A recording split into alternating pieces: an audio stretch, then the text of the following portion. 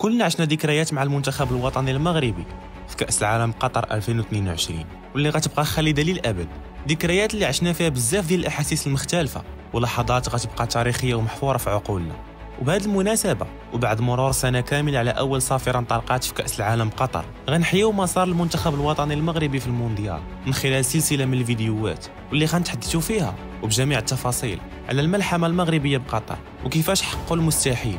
غنرجعوا نحيو ذكريات ونشوفوا الأحداث من زاوية أخرى، ذكريات اللي عمرنا غنساوها. مرحبا بكم في سلسلة ذاكرة مونديالية.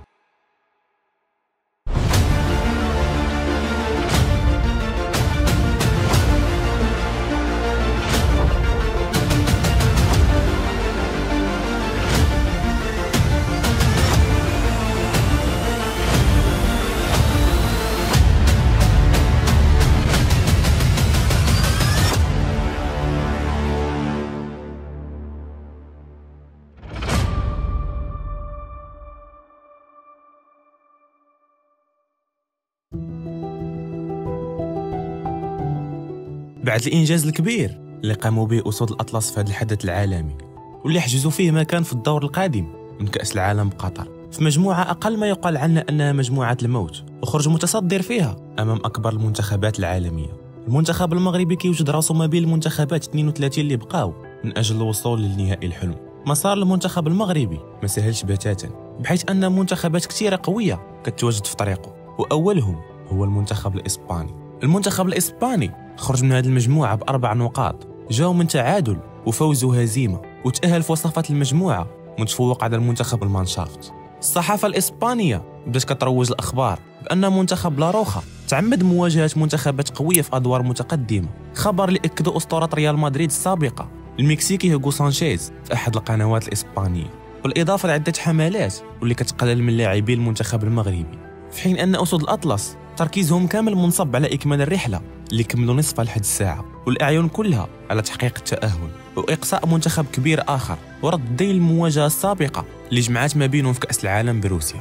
يوم 25 يونيو سنة 2018 جمع لقاء ما بين المنتخب المغربي ضد المنتخب الإسباني في إطار الجولة الثالثة من دور المجموعات بمونديال روسيا. المنتخب الإسباني اللي كان بقيادة جيل من اللاعبين كينقشوا آخر صفحاتهم مع منتخب لاروخا، بينما أسود الأطلس كيبحثوا على حفظ ماء الوجه ويخرجوا بمباراة كبيرة بعد الإقصاء المبكر لرافق المنتخب بخسارة المباراتين الأولى والثانية أمام إيران والبرتغال. المنتخب المغربي وبدون ضغط أبان على الوجه الحقيقة ديالو في ديك التظاهرة وكمل سلسلة أداءاته الكبيرة في النسخة السابقة من كأس العالم. وكانت المباراة بوجهين، الأول كان مشرق بأداء خلى الجمهور المغربي فخور بهاد اللاعبين، والوجه الثاني كان مظلم بسبب الظلم التحكيمي اللي تعرض ليه المنتخب الوطني طيلة مباريات كأس العالم، خصوصا أمام البرتغال ومنتخب إسبانيا. ولكن هذه المرة المواجهة غتكون في ظروف مغايرة، فالمنتخب الإسباني خسر العديد من اللاعبين اللي كانوا مهمين في تشكيلته، بالإضافة أن المنتخب الوطني جاي من سلسلة انتصارات واللي منحته ثقة أكبر. لاعبي المنتخب الوطني وباش يخرجوا من ضغط المباريات تخصص لهم وقت باش يتلاقاو بعائلاتهم وأصدقائهم وينساو شوية حساسية المباريات ويقوموا ببعض الأنشطة اللي تخليهم يرتاحوا شوية. الجو العائلي وسط المجموعة ما كيبانش فقط في أرض الملعب بل حتى خارج المستطيل الأخضر، أجواء اللي تخلقت في زمن قصير برفقة مدرب شاب قدر يخلق روح تنافسية وأجواء عائلية ما بين اللاعبين والإدارة الفنية. بالرغم من أن لاعبي المنتخب المغربي خداو أيام راحة إضافية قبل انطلاق صافرة مباراة ثمن النهائي، إلا أن الإصابات مازال كتعصف باللاعبين، فكل من حكيم زياش، أشرف حكيمي، سليم أملاح، عز الدين أناحي وبعض الأسماء الآخرين كامل ما جاهزينش بالشكل الكامل لمواجهة لاروخا. ففي الحصص التدريبية ورغم حضور جميع الأسماء للتدريبات إلا أن الأسماء المصابة ما تدرباتش مع المجموعة، فكل من سفيان بوفال وسفيان أمرابط اكتفوا بالجري فقط على أرضية الملعب. أما بالنسبة ليوسف النصيري وحكيم زياش وعز الدين أناحي قاموا ببعض التمارين الاستشفائية، كما أن هاد اللاعبين كيخضعوا لبرنامج طبي خاص باش يكونوا جاهزين للمشاركة في لقاء ثمن النهائي المونديال.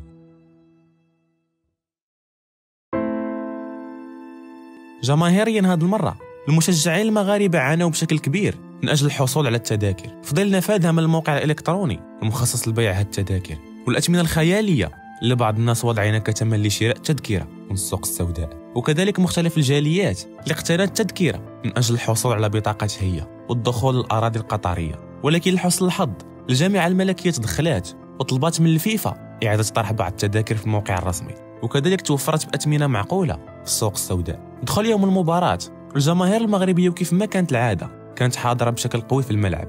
آلاف المناصرين التحقوا بملعب المدينة التعليمية باش يأزروا الأسود في هذه المباراة المصيرية. المنتخب المغربي دخل بالتشكيلة اللي دخل بها مباراة كندا 4-1 بدون أي غيابات في صفوف المنتخب الوطني. المنتخب الإسباني معروف باستحواذه الكبير على الكرة، وكينتقلوا لاعبي الكرة طيلة أطوال المباراة بحكم قوة لاعبي لاروخا في هذا الجانب، في حين أن المنتخب المغربي كان واجد نفسيا ذهنيا وبدنيا باش يدافع طيلة 90 دقيقة ويجري ورا الكرة. داكشي علاش وليد الركراكي اختار هذا الرسم الخططي باش ينكمش دفاعيا ويلعب على دفاع المنطقة ويسد جميع المساحات اللي يمكن يستغلوها لاعبي المنتخب الإسباني. وانطلقت المقابلة كيف ما كان متوقع الجميع، سيطرة إسبانيا كبيرة على الكرة وتراجع دفاعي أكبر للمنتخب المغربي. وأول مدافع في أسود الأطلس هو يوسف النصيري. الشوط الأول كامل داز بنفس الريتم وتخللوا بعض المحاولات لصالح المنتخبين.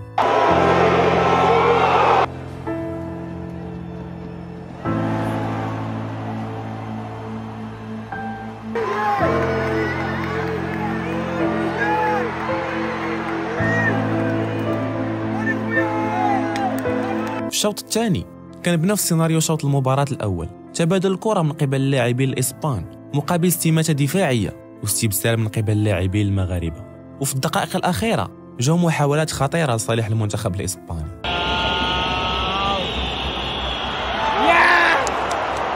وليد الركراكي قام بعض التغييرات في الشوط الثاني بإدخال كل من عبد الحميد صابيري، عبد الصمد الزلزولي ويوسف شديرة.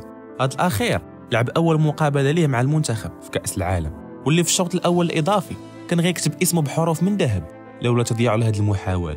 ومع اقتراب انتهاء الشوط الإضافي الثاني وليد قام بإقحام بدر بانون باش يكون واحد من منفذي ضربات الترجيح ويزيد يغلق الدفاع فيما تبقى من الدقائق أمام هجوم المنتخب الإسباني، واللي هذا الأخير كان يخطف هدف قاتل في آخر دقيقة من الأشواط الإضافية.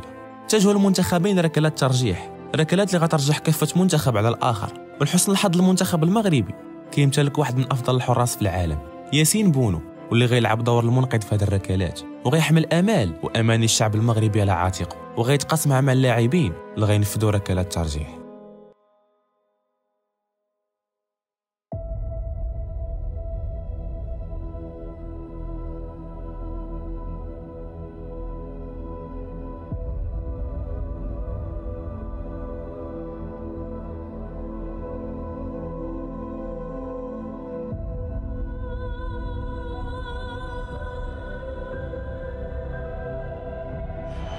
ركلة الترجيح والركلة الأولى للمنتخب المغربي. الصابري أمام أوناي، يتلقى الإشارة، الصابري يسجل، الصابري يعطي الأفضلية الآن للمنتخب. ياسين، كورتك يا ياسين، إن شاء الله كورتك يا ياسين، إن شاء الله كورتك يا ياسين. بابلو ياسين، ضاعت الأولى للمنتخب الأسباني، ضاعت الأولى للمنتخب. سميمة يتلقى الإشارة، زياش يتقدم، زياش يسجل جول، يسجل جول زياش. 2-0 الآن، 2-0 الآن للمنتخب المغربي. حبيبي بونو، يلا يا كبير يا بونو، كورتك يا بونو، يا بونو، يا بونو. بانون يتقدم، بانون غير معقول يا بانون. بوسكيتس يتقدم، بوسكيتس وبونو، أشرف حكيمي يصعد، أشرف جول جول جول جول جول جول جول جول. الله يوصل، الله يوصل، الله يوصل، الله يوصل، الله يوصل. برافو عليكم، كنتم أبطال. التاريخ يكتب، التاريخ يكتب. وتحقق حلم كان الجمهور المغربي كيشوفه صعيب يتحقق. رابع بلد افريقي كيمر لدور ربع النهائي، واول بلد عربي كيحقق هذا الانجاز. المشجعين المغاربه كانوا في حاله هستيريا داخل الملعب وخارجه. العائله الحاكمه بقطر كتقاسم هذه الفرحه مع الشعب المغربي، والجماهير العربيه كذلك كتعبر على فخرها وسعادتها الكبيره بتحقيق هذا الانجاز الغير مسبوق. اما في المغرب فالكل خرج يحتفل في الشوارع والطرقات، كبار وصغار، رجال ونساء، كيحتفلوا بما حققه اسود الاطلس، بما فيهم ملك المملكه المغربيه محمد السادس. هذا الاخير لبس قميص المنتخب وخرج كيتقاسم الفرحه برفقه الشعب ديالو، وبعث رساله تهنئه لكل فرد من عائله المنتخب الوطني، وعدهم بترحيب كبير واستقبال في القصر الملكي منين يرجعوا ان شاء الله للمغرب.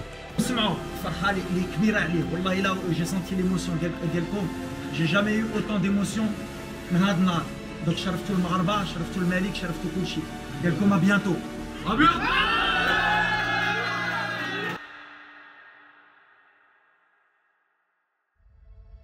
الحلم مازال ما سالاش، مازال تابع المنتخب المغربي مباراة قوية، هاد المرة أمام المنتخب البرتغالي. هاد الأخير بلغ دور الربع النهائي بفوز ساحق على منتخب سويسرا وبدون نجمهم الأول كريستيانو رونالدو. فرصة للمنتخب المغربي مرة أخرى لرد الاعتبار للخسارة في المباراة السابقة في كأس العالم بروسيا، وتحقيق إنجاز ما عمر شي حد تخيله ولو في الحلم ديالو. المنتخب الوطني المغربي يتأهل نصف نهائي كأس العالم.